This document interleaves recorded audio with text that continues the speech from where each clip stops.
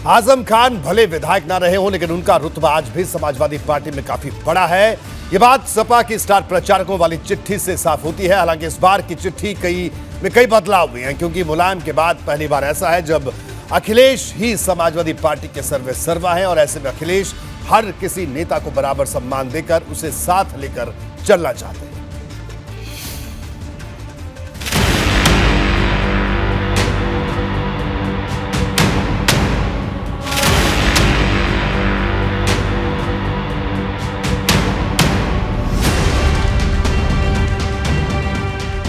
आजम को भले ही कोर्ट ने आपराधिक मामले में 3 साल की सजा सुना दी हो, लेकिन समाजवादी पार्टी में आजम खान का कद कल भी ऊंचा था और आज भी ऊंचा है। आजम खान का नाम स्टार प्रचारकों में दूसरे नंबर पर है, ठीक अखिलेश यादव के बाद। अखिलेश की समाजवादी पार्टी में आजम खान के कद को इस तरीके से समझिए कि पार्टी के प्रदेश अध्यक्ष नरेश उत्तम पटेल से ऊपर आजम खान का नाम लिखा गया है, और आजम के बाद ही किसी और का नाम लिखा गया है, फिर चाहे वो रवि प्रकाश वर्मा हो या इंद्रजीत सरोज। सपा के स्टार प्रचारकों की लिस्ट में आजम खान का नाम दूसरे नंबर पर है। यह लिस्ट ऐसे समय आई है जब आजम खान को 3 साल की सजा सुनाई गई। ऐसे में अखिलेश यादव मजबूती के साथ आजम खान के साथ खड़े हुए दिखाई दे रहे हैं। वक्त वक्त पर वो आजम खान से मिलने भी जाते हैं। लिस्ट से साफ जाहिर है कि वो आजम खान के साथ हर मुश्किल वक्त में खड़े रहना चाहते हैं। वैसे तो ये लिस्ट 14 अक्टूबर को ही तैयार हो गई थी, लेकिन मीडिया में ये लिस्ट अब जारी की गई है और संदेश दिया गया है कि आजम खान पार्टी के लिए कितने अहम हैं। ओवैसी और मुस्लिम नेताओं की भरमार वाली सपा की स्टार प्रचारकों की इस लिस्ट में इस बार कई बदलाव भी दिखे हैं। सबसे बड़ा बदलाव लिस्ट के पहले नाम में है, क्योंकि अब तक सपा की जो भी लिस्ट जारी होती थी, आमतौर पर उसमें मुलायम सिंह यादव का नाम सबसे ऊपर रहता था और उसके बाद ही किसी दूसरे नेता का नाम। लेकिन अब अखिलेश ने पूरी तरह से मुलायम सिंह यादव की जगह ले ली है और दूसरे नंबर पर आजम खान आ गए हैं। देखिए, हम न्यायालय के जो आदेश है उसका सम्मान करते हैं। निश्चित रूप से न्यायालय ने जो आदेश दिया है तथ्यों और साक्ष्यों के आधार पर दिया है, और समाजवादी पार्टी की तो ये परिपाटी रही है कि जो ऐसे अपराधी हों, जिनकी छवि खराब हो, उन सबको इसमें अगर उन्होंने नाम दिया है तो ये तो उनकी पुरानी प्रवृत्ति रही है, इसलिए उसका नाम घोषित किया है। लेकिन मुझे लगता है कि उनको जब न्यायालय का आदेश हुआ और न्यायालय के आदेश आ जाने के बाद उनके पर जो सज़ा सुना दिया, तो इसके बाद उनको जो है जो लोकतांत्रिक तरीका है सूची में नाम शामिल नहीं करना चाहिए था। आजम खान की सियासी ताकत बताने वाली इस लिस्ट में और भी कई बड़े बदलाव हैं। 39 स्टार नेताओं की लिस्ट में धर्मेंद्र यादव का नाम 16वें नंबर पर है, जबकि महबूब अली और कमाल अख्तर का नाम 10वें और 11वें नंबर पर है। कुल मिलाकर अखिलेश ही सपा के सर्वे सर्वा हैं और आगे का रास्ता उनके हिसाब से ही तय होगा। लेकिन सवाल उनके फैसलों के फेल होने का है, क्योंकि अब तक के चुनाव में अखिलेश की हर रणनीति पर भाजपा का दांव भारी पड़ा है। एबीपी गंगा के लिए ब्यूरो रिपोर्ट। आज की शाम आजम खान के लिए बुरी खबर लेकर आई। आजम सोच रहे थे कि वो एमपी एमएलए कोर्ट के फैसले के खिलाफ अगली अदालत में जाएंगे, लेकिन उससे पहले विधानसभा अध्यक्ष की तरफ से एक चिट्ठी आ गई जो आजम को चुभने वाली है। जी हां, आजम खान अब विधायक नहीं। विधानसभा अध्यक्ष ने रामपुर सीट को रिक्त घोषित किया। निर्वाचन आयोग ने विधानसभा अध्यक्ष को चिट्ठी लिखी थी। 2022 में रामपुर शहर से आजम खान के विधायक बने थे। जेल में रहते हुए विधानसभा का चुनाव जीता था। रामपुर विधानसभा सीट पर उपचुनाव होगा, ऐसा पहला होगा। आजम किसी सदन के सदस्य नहीं है। 1977 के बाद से राजनीतिक जीवन का सबसे बुरा दौर इसे कहा जा सकता है आजम खान के लिए। आजम खान के हेट स्पीच मामले में जब रामपुर के एमपी एमएलए कोर्ट ने फैसला लिखा तो कई ऐसी बातें लिखी जो काफी गंभीर है। कोर्ट के फैसले में क्या कहा, जरा इसको देखिए। कानून की शिक्षा लेने वाले अनुभवी राजनेता हैं, कई बार सरकार में कैबिनेट मंत्री रह चुके हैं। आजम के भाषण का जनता में अलग प्रभाव पड़ता है। भाषण देते वक्त भी विधायक के पद पर थे, जिन शब्दों का इस्तेमाल किया वो भड़काऊ थे। आजम के शब्द समाज को बांटने वाले थे। आजम के बयान से सरकार और प्रशासन का अपमान हुआ। ये तमाम बातें कोर्ट के फैसले में कही गई।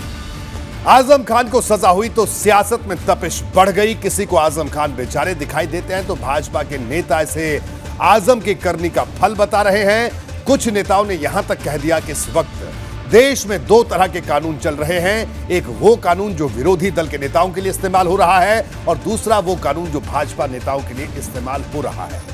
ऐसे बयान चुभने वाले हैं क्योंकि ये बयान सीधे सीधे कोर्ट के फैसले पर सवाल उठाते हैं।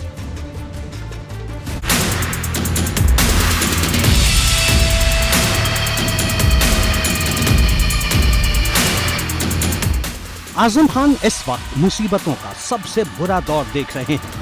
पीएम, सीएम और तत्कालीन डीएम के खिलाफ भड़काऊ बयानबाजी ने उन्हें बुरी तरह फंसा दिया है। लेकिन आजम को कोर्ट से मिली सजा पर अब सियासत भड़क उठी है। कहने वाले यहां तक कह रहे हैं कि देश में दो कानून बना दिए गए हैं। इस देश में बाबा साहब ने एक संविधान दिया था, लेकिन संविधान को अपने हिसाब से तोड़ मरोड़ कर इस देश में दो कानून बना दिया गया। आरएसएस के इशारे पर काम करने वाले कुछ भी बोले, कुछ भी करें, उनके बयानों से दंगा मच जाए, उनके बयानों से लिंचिंग हो जाए, मॉब लिंचिंग हो जाए, लोगों की हत्या हो जाए,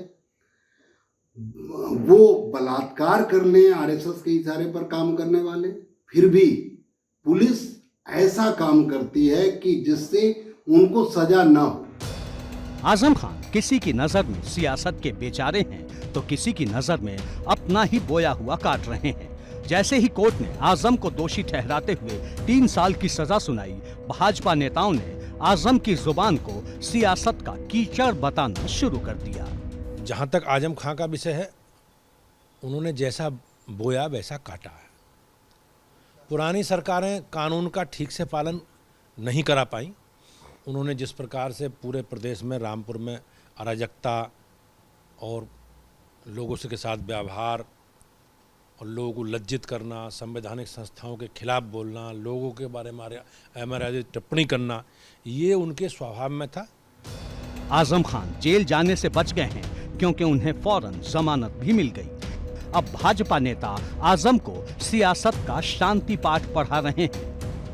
आजम खां जी के ऊपर न्यायालय का यह आदेश सामाजिक क्षेत्र के लोगों के लिए नज़ीर स्थापित होगा कि हमको सबको सामाजिक दायरे में रह करके ही किसी का विरोध करना चाहिए और विरोध राजनीति में नीतिगत विरोध होना चाहिए, कार्यों का विरोध होना चाहिए, व्यक्तिगत विरोध नहीं होने चाहिए। कार्यपालिका जब इलेक्शन होता है तो कार्यपालिका इलेक्शन कमीशन के अधीन हो जाता है, चुनाव आयोग के। वहाँ सरकार रह नहीं जाती है, मुकदमे होते हैं, फिर न्यायपालिका में चला जाता है। न्यायपालिका भी सरकार के अधीन नहीं है, तो न्यायपालिका जो भी निर्णय देती है वो समय आने पर सबके साथ ऐसा निर्णय होगा। उसमें आजम पर विरोधियों के हमले तेज हैं, लेकिन समाजवादी पार्टी ने स्टार प्रचारकों की लिस्ट में आजम खान का नाम जोड़कर बड़ा संदेश दिया है। हालांकि सपा का हर नेता भड़काऊ बयानबाजी के मामले में आजम के साथ नहीं है।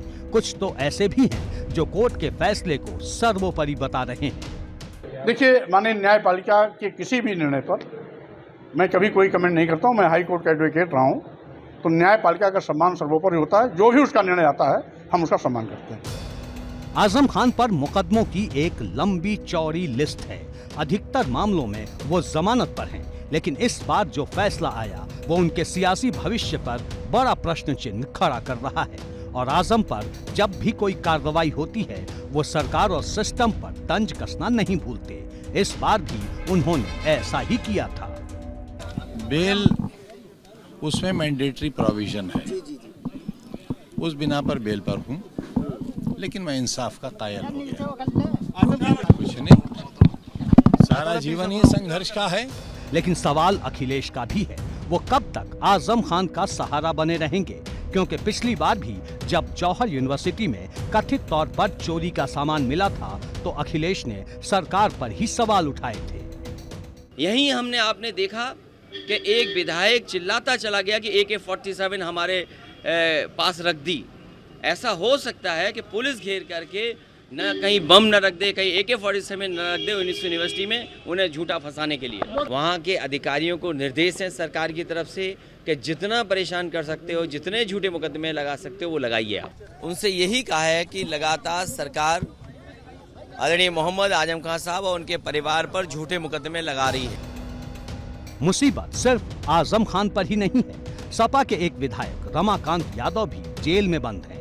इसके अलावा नाहिद हसन की बात हो या फिर शहज़ेल इस्लाम की बात, सपा के और भी कई विधायक इस वक्त जेल में बंद हैं और अखिलेश लगातार इन नेताओं की बात कहते हुए सरकार की नीयत पर सवाल उठाते रहे हैं। एक तरफ अखिलेश राजनीतिक मंचों से अपने नेताओं को पाक साफ बताते हैं, तो वहीं जमीन पर उतरकर सपा के कार्यकर्ता विरोध प्रदर्शन करते देखे जाते हैं। झांसी में सपा के पूर्व विधायक दीप नारायण सिंह यादव के लिए प्रदर्शन हुआ। उन पर दर्ज मुकदमों को फर्जी बताया गया। ABP गंगा के लिए ब्यूरो।